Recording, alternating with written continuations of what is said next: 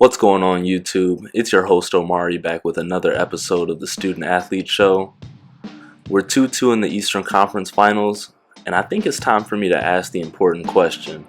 Is Jaylen Brown better than Jayson Tatum? Let's talk about it. Game 4 just happened, it was last night, and I originally got the idea for this video after Jayson Tatum put out that stinky Game 3 performance, 10 points on I believe 26% shooting. And at the time, I was really in a real reactionary mood, maybe going for the clickbait. And I decided to hold off for Game 4. Maybe Jayson Tatum would come back, bounce back, and, clear his name for the community. And he did. He had 30 points last night. And on the other end, Jaylen Brown had a really bad game. 12 points, 5 for 20, maybe his worst performance so far this playoffs. But I decided to drop this video anyway because anybody who's talked sports with me before outside of YouTube knows that this isn't the first time that I've asked this question. Now, obviously I don't think Jaylen Brown is better than Jayson Tatum. I hit y'all with a little bit of a clickbait this time. But my point in this video is that I shouldn't really be asking that question. And a lot of the popular discourse in the NBA this season has been around if Jayson Tatum is making that breakthrough right now and turning into a superstar player. The Celtics, I would say a lot of people have beating the Heat right now in the Eastern Conference Finals. I picked them in 7, and I think I'm still going to stand on that Celtics in 7. And it's looking like they might end up playing the Warriors in the NBA Finals. Now, is Jayson Tatum ready to be the leading player on an NBA Finals winning team? That's what I'm most curious about right now. A lot of people want you to believe that Jayson Tatum is in a different stratosphere than Jaylen Brown right now, and I'm not so sold on it yet. The part of this conversation that I think makes it really interesting is that Jayson Tatum and Jaylen Brown have a lot of similarities in their game. Long, athletic wing players, really good on both ends of the court. They both do a little bit of distributing, really good going to the basket, making their own shot. They really do it all. I would say Jayson Tatum only has Jaylen Brown clearly defeated in 2 categories. He's probably a better rebounder, and he's 10% points higher in free throw shooting. Everything else is really tit for tat. This year, Jaylen Brown beat Jayson Tatum in defensive rating by only 1 point. Jayson Tatum's averaging 2 more points per game, but Jaylen Brown is more efficient from 2-point and 3-point range. Jayson Tatum takes care of the ball just a little bit better. He also handles the ball more often than Jaylen Brown does. Jayson Tatum's assist to turnover ratio is only 0.2 points higher. So on a lot of points, they're really about the same player. But a lot of people give Jayson Tatum a lot more responsibility when it comes to the success of the Celtics. And I do think that plays a factor.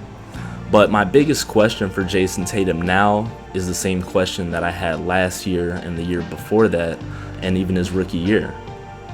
Jayson Tatum a lot of times can shrink and disappear in some areas, and the biggest thing that I'm not sold on is his shot selection and just overall decision making as the lead player on the team. Now, your star player is someone that you want to be able to lean on in clutch situations in times when the team is down. We're down by 10, 15, sometimes 20 points. We need to be able to rally back, and the only way you can rally back in situations and to overcome a deficit is to make good choices with the ball and just make good decisions overall on both ends of the court. Game 3, Jayson Tatum, like I said, he had 10 points on about 26% shooting. That's not the first time he's done that this playoffs. This playoffs, Jayson Tatum has already had 4 games where he's shot under 33% from the field. And does field goal percentage tell you everything about the game? No, obviously not, but it can give you a little bit of insight on decision making and overall shot creation. Now, Jaylen Brown, on the other hand, has only had 2 such games, one of them being last night's 5 for 20, and then his other such game was in their Game 1 loss against the Bucks. I think it's important to mention that last night, while going 5 for 20 from the field, Jaylen Brown only had 1 turnover, limiting the fallout from his poor performance. Now, if you go back a little bit further before the playoffs and look at everything that the Celtics have done since the new year, Jaylen Brown has only had 3 games where he shot under 33% from the field. Does it matter that he's the second best player on the team? Of course, he's probably getting worse defenders than Jayson Tatum, and Jayson Tatum is probably taking overall harder shots, but that's part of my point. Jayson Tatum, on the other hand, has had 8 regular season games since the new year where he shot under 33%.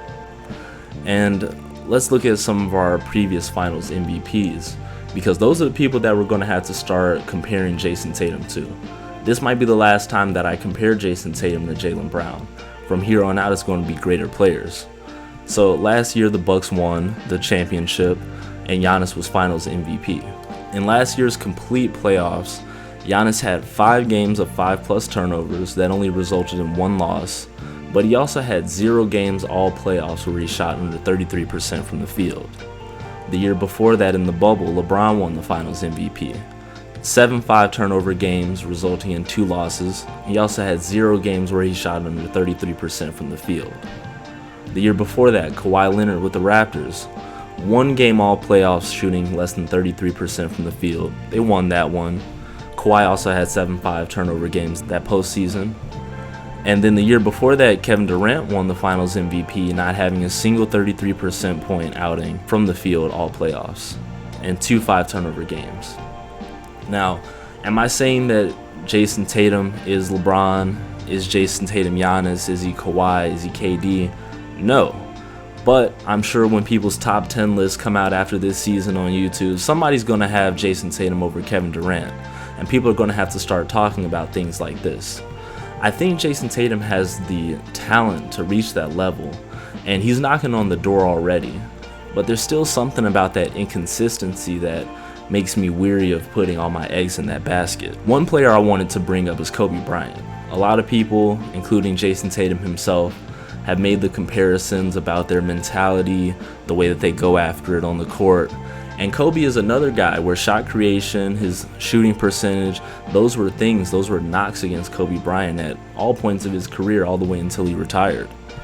And let's take a look at some of his finals performances, some of his playoff performances, excuse me. Now, in the year 2000, Kobe Bryant won his first ring as the second best player on the team. I don't think anybody would fight me in saying that Shaquille O'Neal was the most impactful player on that three-peat team, those three-peat teams. And in the year that they won their first ring, Kobe Bryant had 6 performances in the playoffs under 33% from the field. 3 of those times they resulted in losses. 2 out of his 3 5-turnover games resulted in losses. Now, this is Kobe as the second best player on the team. And you see when he's shooting less than 33% and turning the ball over, making bad decisions, is resulting in losses even as the second best player on the team. I want to fast forward all the way up to 2008 when Kobe won his first finals as the lead man on the team with Pau Gasol, Andrew Bynum, those Lakers. In Kobe's first of 2 finals MVP seasons, the entire postseason he only had 2 games under 33% from the field, only resulting in 1 loss. He had 4 5-turnover games. None of those games were losses, but I think the important thing to notice is that in all 4 of those 5-turnover games, those were all good shooting games for Kobe. No times in the same game did he have 5 turnovers and shoot less than 33%. So like I said, anybody can have a bad game, but I think it's important to make good decisions on those bad shooting nights. When you're not connecting from 3, are you just throwing up more threes, heat checking and heat checking and heat checking until one falls? Or are you starting to make that extra pass and, maybe see if somebody else can get hot? And a lot of times in situations like that, you feed off of your teammates. Your teammates are starting to get hot from 3, and then they might send it your way and then you might splash one. And you just got to feed off that energy. A lot of times in these situations, I feel like Jayson Tatum is starting to force it even harder into certain areas. He's taking more bad threes. Sometimes he's being reckless going to the basket, not kicking out, and he's starting to lose those fundamentals in certain areas. And what does better actually mean? Are we talking about is someone more talented? Are we talking about is someone having a better season? Did they have a better game just yesterday? Or are we talking about who we won those final seconds at the end of the game? Are we talking about who we won just in the 4th quarter? And I do think Jayson Tatum is more talented than Jaylen Brown, but when you're having a certain level of inconsistency and you start to disappear here and there, where does it start to matter? The lead man on the other 3 teams in the conference finals, let's take a look at them. This year in this playoffs, Steph Curry, not having any games under 33% from the field. He has 2 5-turnover games. You got Jimmy Butler with 2 games, including last night, under 33%. And you've got Luka with only one game all playoffs under 33%. The three lead players for the other teams left in the conference finals are all combining for fewer sub-33 games than Jayson Tatum, and I just don't know if that's sustainable. Now, I'm going to stick with my pick for Celtics in 7, but I do think Jayson Tatum's level of consistency will end up impacting my decision next week on who I think is going to take it all in the NBA. So is Jaylen Brown better than Jayson Tatum? Probably not. But I don't think I should be asking that question anyway. Thank y'all for coming this time, and make sure y'all tune in next time to the Student Athlete Show. Smash the like button, hit subscribe if you like what you're seeing, and I'm going to have some other things coming soon.